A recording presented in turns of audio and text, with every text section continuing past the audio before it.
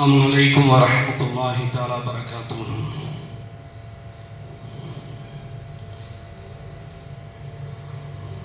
الحمد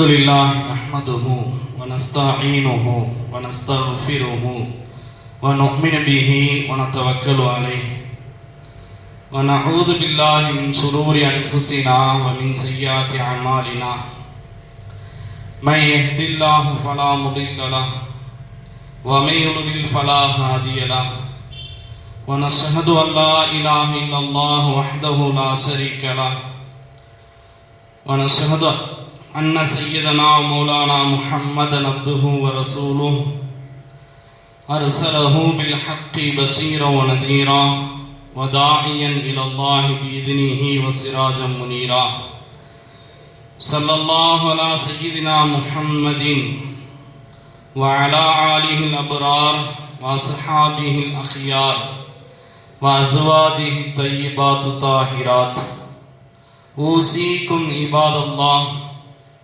وإياي أولا بتقوى الله أما بعد فقد قال الله تبارك وتعالى في القرآن العظيم وفي القرآن المجيد أعوذ بالله من الشيطان الرجيم بفضل بسم الله الرحمن الرحيم وسيجنبها الأتقى الذي يؤتي ماله يتزكى وما لأحد عنده من نعمة تجزى إلا ابتغاء وجه ربه الأعلى ولسوف يرضى. وقال نبينا سيد البشر صلى الله عليه وسلم لو كنت أتخذ خليلا لكنت اتخذت أبا بكر خليلا أو كما قال عليه الصلاة والسلام. புகழும் புகழ்ச்சியும் ஏன் வல்லவனாகி அல்லாஹ் ஒருவனுக்கே உரித்தாகட்டுமாக. அவனது சாந்தியும் ஸலவாத்தும் நபிகள் பெருமானார் ஸல்லல்லாஹு அலைஹி வஸல்லம் அன்னவர்கள் மீதும் அன்னவர்களை அடிச்சோற்றி அடிபெறலாமல் அடிமறாமல் பின்பற்றி வாழ்ந்த சஹாபாக்கள், தாபீன்கள், தபவு தாபீன்கள், சுஹதாக்கள், அவுலியாக்கள், நல்லவர்கள், குறிப்பாக இந்த ஜும்ஆ தொழுகையை நிறைவேற்ற வருகை தந்திருக்கக்கூடிய இனி வரவிருக்கின்ற நமது சமுதாய பெருமக்கள் நம் அனைவரின் மீதும் அல்லாஹ்வினுடைய சாந்தியும் அவனது கருணையும் என்றென்றும் குன்றாமல் குறையாமல் என்று நிலவட்டுமாக. ஆமீன். அருமையானவர்களே, அல்லாஹ் ரப்புல் ஆலமீனால் மனித சமூகத்தை வழிநடத்துவதற்கு பல்வேறு நபிமார்களை அல்லாஹ் தஆலா அனுப்பினார். அந்த நபிமார்களில் ஒரு சில பேருக்கு வேதங்களை, ஞானங்களை அல்லாஹ் தஆலா கொடுத்து அனுப்பினார். அந்த அடிப்படையில் இறுதி தூதுவர் பெருமானார் ஸல்லல்லாஹு அலைஹி வஸல்லம் அவர்கள் வந்தார்கள். ஸல்லல்லாஹு அலைஹி வஸல்லம் அவர்களுக்கு குர்ஆன் என்ற வேதத்தை அல்லாஹ் ரப்புல் ஆலமீன் வழங்கினார். அந்த குர்ஆனில் சஹாபாக்கள் குறித்து அல்லாஹ் ரப்புல் ஆலமீன் பேசுகின்றார். ஈமானுக்கு உதாரணமானவர்கள் சஹாபாக்கள் என்று அல்லாஹ் தஆலா சொல்கின்றார். ஆமீனு கமா ஆமனன் நாஸ், இந்த மக்கள் ஈமான் கொண்டதை போல நீங்கள் ஈமான் கொள்ளுங்கள், இந்த சஹாபாக்கள் ஈமான் கொண்டதை போல நீங்கள் ஈமான் கொள்ளுங்கள் என்கின்றான் அல்லாஹ் ரப்புல் ஆலமீன். சஹாபாக்களுடைய அடுத்த வரி அல்லாஹ் தஆலா சொல்கின்றான், உலகத்தில் யாருக்கும் கிடைக்காத பெரும் பேறு சஹாபா பெருமக்களுக்கு கிடைத்தது. ரலியல்லாஹு அன்ஹும் வரது அன், அல்லாஹ் அவர்களை பொருந்திக் கொண்டான், அவர்களும் அல்லாஹ்வை பொருந்திக் கொண்டார்கள். இந்த இரண்டு, அல்லாஹும் அவர்களை புரிந்து கொண்டான், அவர்களும் அல்லாஹ்வை புரிந்து கொண்டார்கள். அல்லாஹ்வுடைய ரிலா அவர்களுக்கு கிடைத்து விட்டது என்று அல்லாஹ் தஆலா சொன்னான். உலகத்தில் யாருக்கும் கிடைக்காத பேர். மூன்றாவது அல்லாஹ் ரப்புல் ஆலமீன் வசனத்தில் சொல்கின்றான் சூரத்து தௌபாவில், வஸ்ஸாபிகூனல் அவ்வலூன மினல் முஹாஜிரீன வல் அன்சாரில் லதீன தபஊஹும் பிஇஹ்சான். சஹாபாக்கள் முந்தியவர்கள், முதன்மையானவர்கள், அன்சாரி சஹாபாக்கள், முஹாஜிர் சஹாபாக்கள், அவர்களை நல்ல முறையில் பின்பற்றக்கூடிய நன்மக்கள், இவர்கள் எல்லோருக்கும் அல்லாஹ் ரப்புல் ஆலமீன் சுவனத்தை தயார் செய்து வைத்திருக்கின்றான் என்று அல்லாஹ் தஆலா சொல்கின்றான். சஹாபாக்களில் பல்வேறு படித்தரங்கள் உண்டு. ஆகச் சிறந்த சஹாபாக்கள் என்று பார்த்தால் முதலில் நபி ஸல்லல்லாஹு அலைஹி வஸல்லம் அவருடைய கரங்களில் இஸ்லாத்தை ஏற்றுக்கொண்ட சஹாபாக்கள், குலஃபாயே ராஷிதீன்களில் கட்டுப்பட்டவர்கள். இப்படி சஹாபாக்களுடைய படித்தரங்கள் பல உண்டு. அதிலும் ஆக உயர்ந்த தரங்களில் இருக்கக்கூடிய சஹாபாக்களில் ஆக உயர்ந்த சஹாபி ஹஜ்ரத் அபூபக்கர் சித்தீக் ரலியல்லாஹு தஆலா அன்ஹு. அபூபக்கர் சித்தீக் ரலியல்லாஹு தஆலா அன்ஹு அவர்களுடைய தரத்தை பற்றி சொல்ல வேண்டுமானால் இமாம்கள் இப்படி சொல்லி முடிப்பார்கள். பஅத அன்பியாஇ வ ருசுல், நபிமார்களுக்கும் ரசூல்மார்களுக்கும் அடுத்த அந்தஸ்தில் இம்மையிலும் மறுமையிலும் இருக்கக்கூடியவர்கள் ஹஜ்ரத் அபூபக்கர் சித்தீக் ரலியல்லாஹு தஆலா அன்ஹு என்று சொல்வார். ஒரு அபூபக்கர் சித்தீக் ரலியல்லாஹு தஆலா அன்ஹு வரலாற்று ஆசிரியர்கள் இப்படி எழுதுகின்றார்கள். என்ன தெரியுமா?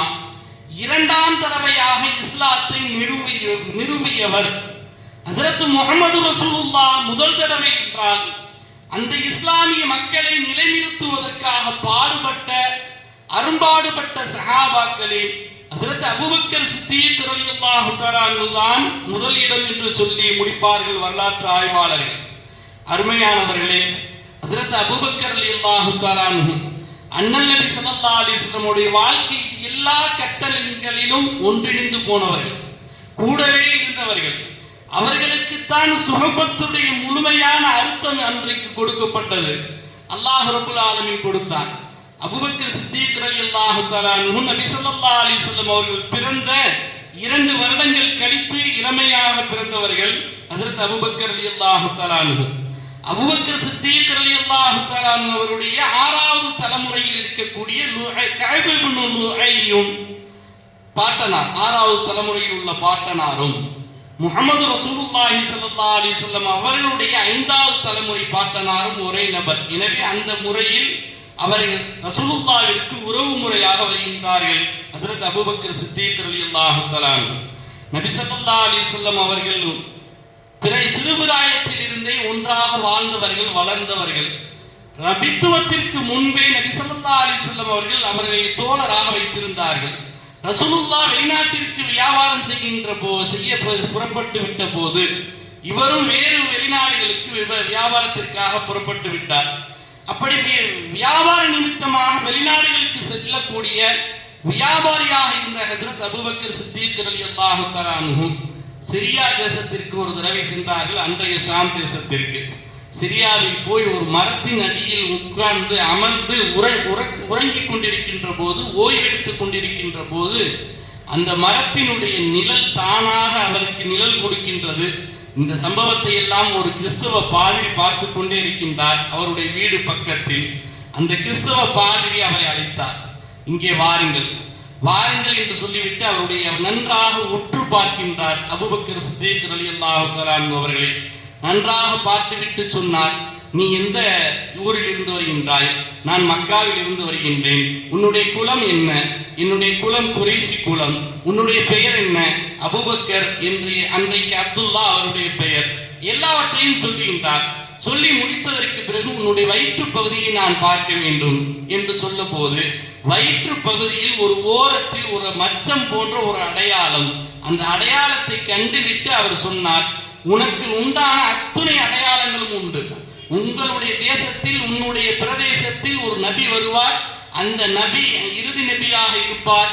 அந்த நபிக்கு நீ வசீராக, நீ மந்திரியாக இருப்பாய் என்று அவர் சொல்லி முடித்துவிட்டு அந்த வியாபாரத்தை முடித்துவிட்டு மக்கா நகருக்கு வருகின்றார்.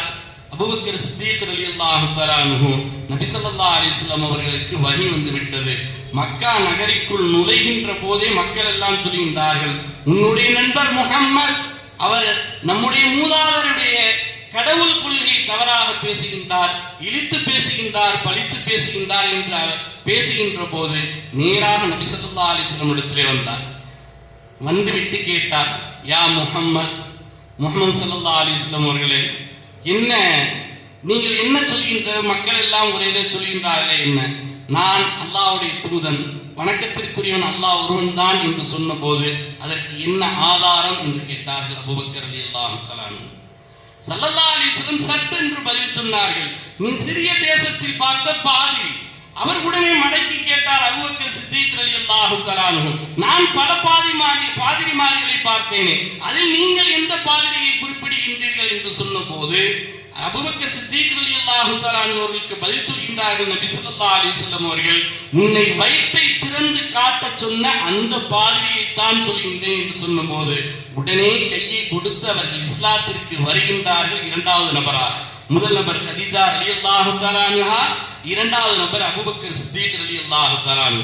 ஆண்களில் முதலாவது அபூபக்கர் சித்திக் ரலியல்லாஹு தஆலா அன்ஹு இஸ்லாத்திற்குள் வந்த மாத்திரத்தில் அவருடைய அழைப்பு பணியுடைய வேக பிரச்சாரம் எப்படி தெரியுமா?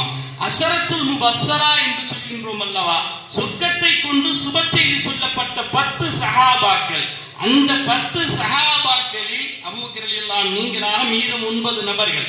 இந்த 9 நபர்களில் 6 நபர்கள் அபூபக்கர் ரலியல்லாஹு தஆலா அன்ஹு அவர்களிடத்தில் ஈமானை ஏற்றுக்கொண்டவர்கள். மறுநாள் காலைக்குள்ளாக அவருடைய அந்த அழைப்பு பணி பிரச்சாரம் மிக வேகம் எடுத்தது. அபூபக்கர் சித்திக் ரலியல்லாஹு தஆலா அன்ஹுடைய அழைப்பு பணி, அவர்களுடைய தியாகங்கள் கொஞ்சம் நெஞ்சம் அல்ல, எல்லாவற்றையும் தியாகத்தை கண்ட அபூபக்கர் சித்திக் ரலியல்லாஹு தஆலா அன்ஹு. அபூபக்கர் சித்திக் ரலியல்லாஹு தஆலா அன்ஹு அன்றைக்கு இஸ்லாத்திற்குள் வந்த போது அதிலிருந்து 13 வருடம் நபி ஸல்லல்லாஹு அலைஹி வஸல்லம் அவர்கள் எந்த அளவிற்கு கஷ்டப்பட்டார்களோ அதில் கொஞ்சமும் குறை இல்லாமல் அபூபக்கர் ரலியல்லாஹு தஆலா அன்ஹு அவர்களும் அந்த கஷ்டத்தை அனுபவித்தார்கள். 13 வருடம் மக்காவினுடைய வாழ்க்கையில் நபி ஸல்லல்லாஹு அலைஹி வஸல்லம் அவர்கள் அளவிற்கு கஷ்டத்தை அனுபவித்த சஹாபாக்களில் அபூபக்கர் முதலாவது அபூபக்கர் சித்திக் ரலியல்லாஹு தஆலா அன்ஹு அவர்கள் உடைய அழைப்பு பணி, அவர்கள் நபி ஸல்லல்லாஹு அலைஹி வஸல்லம் அவர்கள் ஒரு உக்கிரமான அழைப்பு பணி. ஸல்லல்லாஹு அலைஹி வஸல்லம் அவர்களே ஒரு பகிரங்கமாக இஸ்லாத்தை எடுத்துச் சொல்ல தயங்கிய நிலையில் 3 வருட காலம் நபித்துவத்தை 3 வருட காலம் மறைத்து வைத்திருந்தார்கள் நபி ஸல்லல்லாஹு அலைஹி வஸல்லம் அவர்கள். தெரிந்தவர்களுக்கு சொன்னால் ஏற்றுக்கொள்வார்கள் என்று உள்ளவர்களுக்கு மாத்திரம் சொல்லிக் கொண்டிருக்கக்கூடிய நேரத்தில் அழைப்பு பணியை அண்ணல் நபியே கொஞ்சம் தயங்கிய போது முடுக்கிவிட்டவர்கள் தான் அபூபக்கர் சித்திக் ரலியல்லாஹு தஆலா அன்ஹு என்று சொன்னால் அது மிகையான விஷயம் அல்ல. அபூபக்கர் ரலியல்லாஹு தஆலா அன்ஹு அவர்கள் நபி ஸல்லல்லாஹு அலைஹி வஸல்லம் அவர்களோடு எல்லா காலங்களிலும் இருந்தார்கள். ஆக மிகப்பெரிய ஒரு கஷ்டமான பயணம் என்று சொன்னால் ஹிஜ்ரத்துடைய பயணம். தலைக்கு விலை வைத்த நேரத்தில் தொடங்குகின்ற பயணம் அது. உயிருக்கு உத்தரவாதம் இல்லை என்ற நேரத்தில் தொடங்குகின்ற பயணம் அது. அந்த பயணத்தில் அபூபக்கர் ரலியல்லாஹு தஆலா ஒரு கட்டத்துல மக்காவை விட்டு மதீனாவிற்கு எல்லாம் போக வேண்டும் சஹாபாக்கள் என்று உத்தரவு வந்த நேரத்தில் முதலாக பெட்டி படுக்கையை தூக்கியவர்கள் அவர்கள்தான். இன்னும் சொல்ல போனால் முதல் ஹிஜ்ரத் நடந்தது அபிசீனியா, இன்றைக்கு இருக்கக்கூடிய எத்தியோப்பியாவிற்கு போனார்கள். அபிசீனியாவிற்கு சஹாபாக்கள் அந்த அபிசீனியாவிற்கு போகின்ற போது, ஹபஷாவிற்கு போகின்ற போது பெட்டி படுக்கை அதற்கு முன்னரே மக்காவில் வாழ முடியாது என்று பெட்டி படுக்கையை தூக்கினார்கள் அபூபக்கர் சித்திக் ரலியல்லாஹு தஆலா. அப்பொழுது ஒரு நபர் பொறுப்பெடுத்து, நீ மக்காவிற்குள் தான் இருக்க வேண்டும், உன்னை போன்றவர் யாரும் மக்காவில் இருந்து வெளியேற்றப்படக்கூடாது என்று சொல்லி மீண்டும் மக்காவில் வந்து அமர்த்தியவர் தான் அந்த அபு தகன்னா என்று சொல்லப்படக்கூடிய ஊர் பெரியவர். நான் சொல்ல வருவது, எல்லா காலத்திலும் நபி ஸல்லல்லாஹு அலைஹி வஸல்லம் அவர்களோடு இருந்தார்கள். ஹிஜ்ரத்துடைய பயணத்திலும் நபி ஸல்லல்லாஹு அலைஹி வஸல்லம் அவர்களோடு இருந்தார்கள். ஹிரா குகையில் தங்கிய அந்த 3 நாட்கள் அபூபக்கர் சித்திக் ரலியல்லாஹு தஆலா அவர்களிடத்தில் விளையாட்டாக இல்ல, அது வினயமாகவே கேட்டார்கள். ஹஜ்ரத் உமர் ரலியல்லாஹு தஆலா நான் வாழ்நாளில் செய்த அத்துணை அமலையும் நான் உங்களிடத்தில் தந்து விடுகின்றேன். அந்த 3 நாட்கள் ரசூலுல்லாஹ்வோடு குகையில் தனிமையில் தங்கியிருந்த அந்த அமலை மட்டும் என்னிடத்தில் கொடுத்து விடுங்கள் என்பார்கள் ஹஜ்ரத் உமர் ரலியல்லாஹு தஆலா. எதிரிகள் கண்ணுக்கு நேராக குனிந்து பார்த்து விட்டால் இருவருடைய தலையும் போய்விடும். அப்படி இருக்கக்கூடிய சமயத்தில் அன்னலாருடைய உற்ற தோழராய் கடைசி வரைக்கும் உத்திரவாதமாய் இருந்தவர்கள் ஹஜ்ரத் அபூபக்கர் சித்திக் ரலியல்லாஹு தஆலா. கடைசி வரைக்கும் ஒரு கட்டத்தில் அபூபக்கரே பயந்தார். அந்த பயந்த போது அல்லாஹ் அந்த வார்த்தை அல்லாஹ் குர்ஆனில் சொல்லி காட்டுகின்றான், இன்னல்லாஹ லா தஹஸன் இன்னல்லாஹ மஅனா, அல்லாஹ் நம்மளோடு இருக்கின்றான், அபூபக்கரே கவலைப்படாதீர்கள் என்று நபி ஸல்லல்லாஹு அலைஹி வஸல்லம் அவர்கள் சொல்லி ஆறுதல் சொல்லக்கூடிய அளவிற்கு, அவர்களை தேற்றக்கூடிய அளவிற்கு அவருடைய நிலைமை போனது என்று பார்க்கின்றோம். அபூபக்கர் சித்தீக் ரலியல்லாஹு தஆலா ஹிஜ்ரத்தில் உடன் இருந்தவர். ஹிஜ்ரத்தில் ரசூலுல்லாஹ்விற்கு முன்னரே ஹிஜ்ரத் செய்ய வேண்டும் என்ற ஆசை இருந்த போது ரசூலுல்லாஹ் நீ என்னோடு ஹிஜ்ரத்திற்கு வர வேண்டும் என்று சொன்னார்கள். உடனே அந்த ஆசையெல்லாம் விட்டுவிட்டு அண்ணல் நபி எப்பொழுது அழைப்பார்கள் என்று அவர்கள் கதவை திறந்த வண்ணமாகவே இருந்தார்கள். இரவும் பகலும் கதவு திறந்தது. ஏனென்றால் நபி ஸல்லல்லாஹு அலைஹி வஸல்லம் எப்படி வேண்டுமானாலும் வரலாம், எப்போது வேண்டுமானாலும் வரலாம். அந்த நேரத்தில் கதவு தாளிடக்கூடாது என்று கதவை திறந்தே வைத்திருந்தார்கள் என்று பார்க்கின்றோம். ஹஸரத் அபூபக்கர் சித்தீக் ரலியல்லாஹு தஆலா அவர்கள் தக்வாவில் அவர்களுக்கு நிகரகவர்கள் தான். அவர்கள் குர்ஆனை ஓத வேண்டும் என்றால் அவருடைய கண்களில் இருந்து தாரை தாரையாக கண்ணீர் வடியும், தண்ணீர் வரும். ஹஸரத் அபூபக்கர் சித்தீக் ரலியல்லாஹு தஆலா அவர்களுக்கு மக்காவினுடைய ஒடுக்கப்பட்ட காலத்தில், மக்காவினுடைய சோதனையுடைய காலத்தில் குர்ஆனை ஓதுகின்றார்கள். இந்த அபூ தகன்னா என்று சொன்னேன் அல்லவா, ஹபசாவிற்கு முன்னரே, ஹிஜ்ரத்துடைய ஹபசாவிற்கு முன்னரே அபூபக்கர் ரலியல்லாஹு தஆலா இந்த மக்காவில் இருந்தால் நம்மை குர்ஆனை ஓத விட மாட்டார்கள் என்று சொல்லி போய்விடுவார்கள். போகின்ற போது பர்குல் திமார் என்ற ஒரு சந்தை இடம், அது மக்காவிற்கு வெளியே இருக்கக்கூடிய இடம். அந்த இடத்தில் சந்திப்பார் இந்த அபூ தகன்னா, அந்த இப்னு தகன்னா. அந்த இப்னு தகன்னா சந்தித்து எங்கே போகின்றேன் என்று கேட்கின்ற போது, நான் செல்கின்றேன், இந்த ஊரில் என்னால் வாழ முடியாது, ஒரே இறைவனை வணங்கி வாழ வேண்டும், நான் ஏதாவது ஒரு இடத்திற்கு போகின்றேன் என்று சொன்ன போது, உன்னை போன்றவர்கள் ஊரை விட்டு வெளியாகக்கூடாது என்று சொல்லிவிட்டு நேரடியாக மக்காவுடைய மையப்பகுதிக்கு கூட்டி கொண்டு வந்து அபூபக்கர் ரலியல்லாஹு தஆலா அவர்களுக்கு நான் பொறுப்பேற்றிருக்கின்றேன், அவரை யாரும் தொந்தரவு செய்யக்கூடாது என்று சொன்ன போது மக்காத்தினுடைய குஃபார்கள், குறைஷிகள் எல்லாம் அமைதியாக இருக்குவார்கள். காரணம் என்னவென்றால், மதிப்பு மிக்க, யாரும் வாய் திறந்து எதிர்த்து பேச முடியாத அந்த ஊருடைய பெரியவர் அவர் இப்னு தகன்னா. இப்படி இருந்து விடுவார்கள். அப்படி இருந்துவிட்ட சமயத்தில் அபூபக்கர் ரலியல்லாஹு தஆலா எப்பொழுதும் போல குர்ஆன் ஓதுவாங்க. பக்கத்தில் இருந்த குறைஷிகளுடைய காபிர்கள் எல்லாம் போய் பார்த்து விட்டு தலைவர்கள் எல்லாம் போய் இப்னு தகன்னாவை பார்த்தார்கள். நீங்கள் சொல்வதனால் தான் நாங்கள் அவருக்கு அடைக்கலம் கொடுத்தோம், உங்களுடைய பொறுப்பின் அடிப்படையில் தான் நாங்கள் அவருக்கு மரியாதை கொடுத்து அவரை இருக்க வைத்தோம். ஆனால் இப்பொழுது அவர் குர்ஆனை ஓதுகின்றார், ஓதுகின்றவர் ஓவென்று அழுகின்றார். அவருடைய அழுகையினுடைய சத்தத்தால் எங்களுடைய சிறிய பிள்ளைகள், எங்களுடைய வீட்டு பெண்கள் எல்லாம் மதம் மாறி போய்விடுவார்களோ என்று நாங்கள் அச்சப்படுகிறோம் என்று வந்து சொல்வார்கள். இப்னு தகன்னா போய் சொல்வார், அபூபக்கரே ஏன் இப்படி செய்கின்றீர்கள், நீங்கள் கொஞ்சம் சத்தத்தை தாழ்த்தி ஓதலாமே என்று சொன்ன போது என்னையும் மீறி அழுகை வந்து விடுகின்றது, என்னால் குர்ஆனை ஓதாமல் இருக்க முடியாது, நீங்கள் உங்கள் பொறுப்பில் இருந்து விலகிக் கொள்ளுங்கள் என்று அசால்ட்டாக துணிச்சலாக பதிலை சொல்வார்கள். ஹஸரத் அபூபக்கர் சித்தீக் ரலியல்லாஹு தஆலா தக்வாவில் ஆக உயர்ந்த தக்வா. ஒரு கட்டத்தில் தன்னுடைய உறவினர் தன்னுடைய மகளை ஆயிஷா அம்மாவை ஒரு இட்டுக்கட்டாக ஒரு செய்தி பரவுகின்ற போது அவரும் அதில் கலந்து கொண்டு ஏதாவது ஒரு வார்த்தையை சொல்லிவிடுவார், அது பெரிய தீயாக பரவிவிடும். அப்படி ஒரு நேரம் இருந்தது. அந்த நேரத்தில் அந்த உறவினருக்கு ஆறுதலுக்கு யாரும் அரவணைப்புக்கு யாரும் இல்லாத காரணத்தால் மாதம் ஒரு சிறிய தொகையை உதவி தொகையாக கொடுத்து வந்தார்கள் அபூபக்கர் சித்தீக் ரலியல்லாஹு தஆலா. அவனா இப்படி என் பிள்ளைய பத்தி சொல்றான் என்று சொல்லி அந்த உதவியை நிறுத்திவிட்டார். சூரத்து நூர் இறங்குகிறது. அதில் அல்லாஹ் ரப்பல் ஆலமீன் கேட்கின்றான், உங்களில் வசதியுள்ளவர் சத்தியம் செய்ய வேண்டாம், மற்றவர்களுக்கு நான் கொடுக்க மாட்டேன் என்று சத்தியம் செய்ய வேண்டாம். அலா துஹிப்பூனல்லாஹ அய்யக்ஃபிரல்லாஹ், நீங்கள் அல்லாஹ் மன்னிக்க வேண்டும் என்பதை பிரியப்படவில்லையா என்று கேட்ட அந்த ஆயத்தை கேட்ட மாத்திரத்தில், ஆம் நான் அல்லாஹ்வினுடைய மன்னிப்பை விரும்புகின்றேன் என்று சொல்லி நேரான தங்களுடைய கசானாவில் இருந்து காசை எடுத்துக் கொண்டு போய் அவருடைய கையில் வைத்துவிட்டு, இனி எந்த காலமும் என்னுடைய உதவி உனக்கு நிற்காது என்பார். அல்லாஹ்வுடைய மன்னிப்பு தமக்கு கிடைக்க வேண்டும் என்ற ஆசையும் பேராசையும் கொண்டவர்கள் ஹஸரத் அபூபக்கர் சித்தீக் ரலியல்லாஹு தஆலா. அபூபக்கர் ரலியல்லாஹு தஆலா நட்புக்கு இலக்கணம் என்று சொன்னால் அவர்களைத்தான் சொல்ல வேண்டும். ஸல்லல்லாஹு அலைஹி வஸல்லம் அவர்களுக்கு ஹிஜ்ரத்துடைய உதவியை கதவை திறந்து வைத்தார்கள் அல்லவா. கதவை திறந்து வைத்த காரணத்தால் மிம்பர் படியில் நின்று நபி ஸல்லல்லாஹு அலைஹி வஸல்லம் அவர்கள் சொன்ன வார்த்தை அது.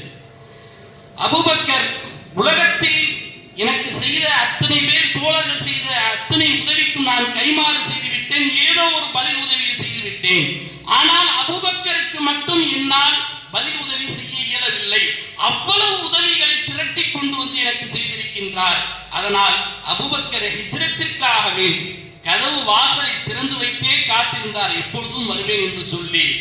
இப்பொழுது நான் சொல்லுகின்றேன், இந்த மதீனாவினுடைய பள்ளி வாசலில் மஸ்ஜிது நபவியில் அபூபக்கர் வரக்கூடிய அந்த வாசல் எப்பொழுதும் திறந்திருக்கட்டும் என்றார்கள். இன்றைக்கு வரைக்கும் பாபே அபூபக்கர் என்று அபூபக்கர் ரலியல்லாஹு தஆலா அவருடைய வாசல் இன்றைக்கு வரைக்கும் திறந்திருக்கின்றது. ரசூலுல்லாஹி ஸல்லல்லாஹு அலைஹி வஸல்லம் அவர்கள் சொன்னார், நான் யாராவது நண்பனாக எடுத்துக்கொள்ள வேண்டும் என்றால் நான் அபூபக்கரை எடுத்திருப்பேன். ஆனால் என்ன செய்ய, நான் அல்லாஹ்வை தான் நண்பனாக எடுக்க வேண்டும் என்று ஸல்லல்லாஹு அலைஹி வஸல்லம் அவர்கள் சொன்னதெல்லாம் அவருடைய நட்புக்கு இலக்கணமாய் காட்டுகின்றது. அபூபக்கர் சித்தீக் ரலியல்லாஹு தஆலா அவர்கள் 4 தலைமுறையினர் முஸ்லிம்கள் என்பதல்ல, 4 தலைமுறையினர் சஹாபாக்கள். 4 தலைமுறையினர் சஹாபாக்கள். பெரும்பாலும் நபிமார்கள் அப்படி 4 தலைமுறையை நபிமார்களாக கொண்டவர்கள் என்று பார்த்தால் இப்ராஹிம் அலைஹிஸ்ஸலாத்து வஸலாம். இப்ராஹிம் அலைஹிஸ்ஸலாத்து வஸலாம் அவர்கள் நபி. அவருடைய மகனார் இஸ்ஹாக் அலைஹிஸ்ஸலாம், அவர்களுடைய மகனார் யக்கூப் அலைஹிஸ்ஸலாத்து வஸலாம், அவருடைய மகனார் யூசுப் அலைஹிஸ்ஸலாத்து வஸலாம். இப்படி 4 தலைமுறைகளை கொண்ட நபிமார்கள் என்று பார்த்தால் இப்ராஹிம் அலைஹிஸ்ஸலாத்து வஸலாம்.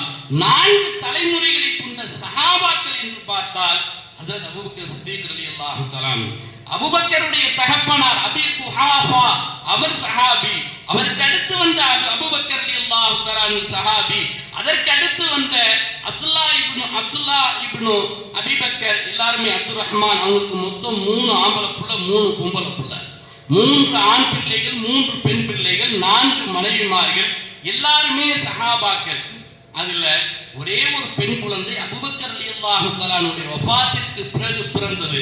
இதில் ஆச்சரியம் என்ன தெரியுமா, ஆயிஷா அம்மாவை அழைத்து யார் யாருக்கு என்னென்ன சொத்துக்கள் கொடுக்க வேண்டும் என்ற விவரத்தை சொல்லுகின்ற போது, உன்னுடைய தங்கை 2 தங்கைகளுக்கு பிரித்து கொடு என்றார்கள். தங்கை அப்போதைக்கு இருந்தது அஸ்மா மட்டும்தான். இதை அவங்க முடிக்கிறாங்க, யார் தங்கை என்று கேட்ட போது, ஹபீபா பின்த் காரிஜா என்ற பெண்மணி உன்னுடைய சித்தி, நான் திருமணம் செய்து வைத்திருக்கின்றேன். அவர் அங்கு ஹம்லாக இருக்கின்றார், அவர் அங்கு கர்ப்பமாக இருக்கின்றார், அவருக்கு குழந்தை பிறக்கும், அது பெண் குழந்தையாக சொன்னாங்க. தீட்சண்யமாய் சொன்ன அபூபக்கர் சித்தீக் ரலியல்லாஹு தஆலா உம்மு குல்சும் அவர்களை தவிர மற்ற எல்லோரும் சஹாபிகள். அஸ்மா ரலியல்லாஹு தஆலா அவர்களுடைய மகனார், அவங்களுக்கு பேர் அபூபக்கர் சித்தீக் ரலியல்லாஹு அன்ஹு பேர் அப்துல்லா இப்னு ஜுபைர் ரலியல்லாஹு தஆலா, அவர்களும் சஹாபி. இப்படி 4 தலைமுறைகளை கொண்ட சஹாபாக்களில் அவர்கள் ஹஜ்ரத் அபூபக்கர் சித்தீக் ரலியல்லாஹு அன்ஹுக்கு அந்த பெருமை உண்டு. குர்ஆன் அவர்களுக்கு பல்வேறு பெயர்கள் சொன்னது. அவர்களுக்கு ஹதீஸ்களிலும் வேறு வரலாற்று கிதாபுகளை பார்த்தால் ஏறக்குறைய ஒரு 100க்கும் மேற்பட்ட பெயர்களை, புனைப்பெயர்களை சொல்கின்றார்கள். அபூபக்கர் என்பதே அவர்களுக்கு உண்மையான பெயர் அல்ல, அவருடைய பெயர் அப்துல்லா. அபூபக்கர் என்பது எதற்காக வந்தது, ஹஜ்ரத் ஆயிஷா ரலியல்லாஹு தஆலா அன்ஹா அவர்களை நபி ஸல்லல்லாஹு அலைஹி வஸல்லம் அவர்கள் திருமணம் முடித்ததற்கு பிறகு வந்தது என்று சில வரலாற்று ஆசிரியர்கள் குறிப்பிடுகின்றார்கள். சித்தீக் என்பது நபி ஸல்லல்லாஹு அலைஹி வஸல்லம் அவர்கள் மேராஜ் இரவிற்கு போயிட்டு வந்த விஷயத்தை ரசூலுல்லாஹ்வை காணாமலேயே காஃபிர்கள் சொல்கின்ற போது அதை உண்மைப்படுத்திய காரணத்தினால் அவர்களுக்கு சித்தீக் என்ற பெயர் வந்தது. குர்ஆன் அவர்களுக்கு அழகான பெயர் கொடுக்கின்றது. சானிய இஸ்னைன், 2ஆம் அவர் என்று பெயர் உண்டு. குர்ஆன் அவர்களுக்கு சொல்லக்கூடிய பெயர் 2ஆம் அவர்.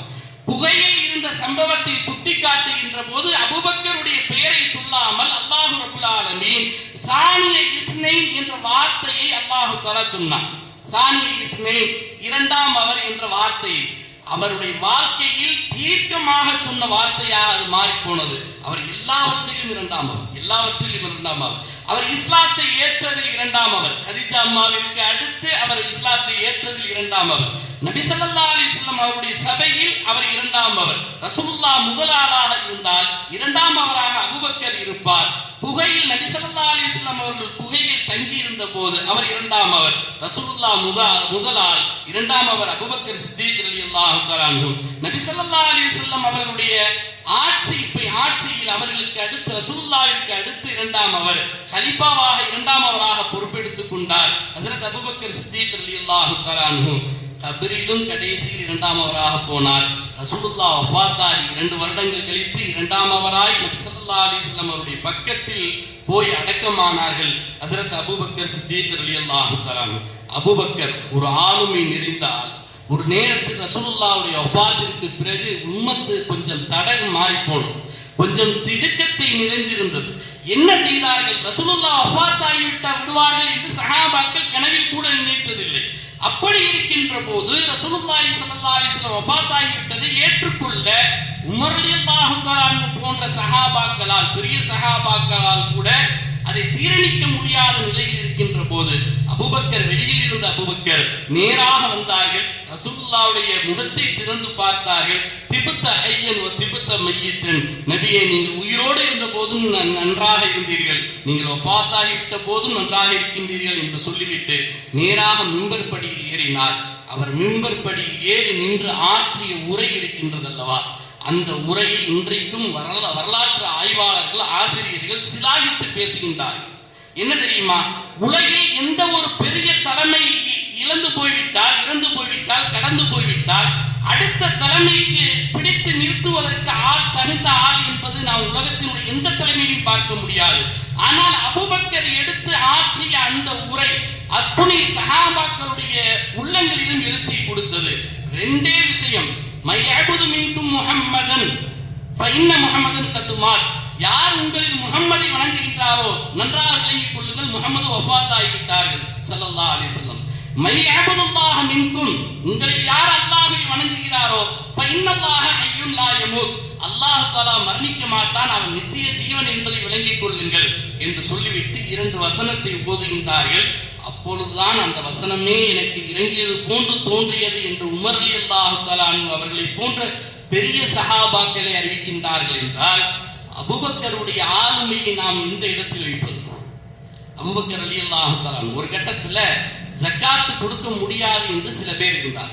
ஜக்காத் ரசூலுல்லாஹ் வஃபாத்தாகிட்டாங்க, அவங்க தான் இஸ்லாமுடைய ஃபவுண்டர், அவங்களே வஃபாத்தாகிட்டது ஏசு ஜக்காத் கொடுக்கணும் என்று ஒரு மானிகை ஜக்காத்தை மறுக்கக்கூடியவர்கள் ஒரு பக்கம் கிளம்பிய போது ரசூலுல்லாஹ் ஸல்லல்லாஹு அலைஹி வஸல்லம் அவர்கள் இதற்கு உண்டான தீர்வை எதுவும் வைக்கவில்லையே என்று உமர் ரலியல்லாஹு தஆலா உட்பட பல சஹாபாக்கள் பதறுகின்ற போது ஜக்காத்தை கொடுக்காதவர்களிடத்தில் நான் போரிடுவேன் என்றார். தீட்சணியமான வார்த்தை. ஒரு கட்டத்தில் அவர்கள் கொஞ்சம் அங்கே ஏதாவது கொஞ்சம் லூஸ் விட்டு பார்ப்போமே, ஏதாவது ஒரு தளர்வு கொடுத்திருக்கலாமே என்றால் இன்றைக்கு வரைக்கும் ஜக்காத்தை நிறைவேற்றுவதற்கு ஆட்கள் இருக்காது, யாரும் வரமாட்டாங்க. அந்த இடத்தில் ஒரு விடாப்பிடியாக இருந்தார்கள் ஹஜ்ரத் அபூபக்கர் சித்தீக் ரலியல்லாஹு தஆலா அன்ஹு. ஜக்காத்தை கொடுக்காத ஒரு இடத்தில் நான் போரிட்டாவது ஜக்காத்தை வசூல் செய்கிறேன். போரிடுவது யாரிடத்தில் போரிடுவது? காபிரிடத்தில் போரிட வேண்டும். இல்லை, நான் ஜக்காத்தை மறுப்பவரிடத்தில் போரிடுவேன் என்றார்கள் ஹஜ்ரத் அபூபக்கர் சித்தீக் ரலியல்லாஹு தஆலா அன்ஹு. எல்லாரும் ஜக்காத்தை கொடுத்தார்கள். அடுத்த தலைமையை நிர்ணயித்து விட்டு போகின்றார்கள். உமர் ரலியல்லாஹு தஆலா அவங்களை நிர்ணயித்து விட்டு போறாங்க.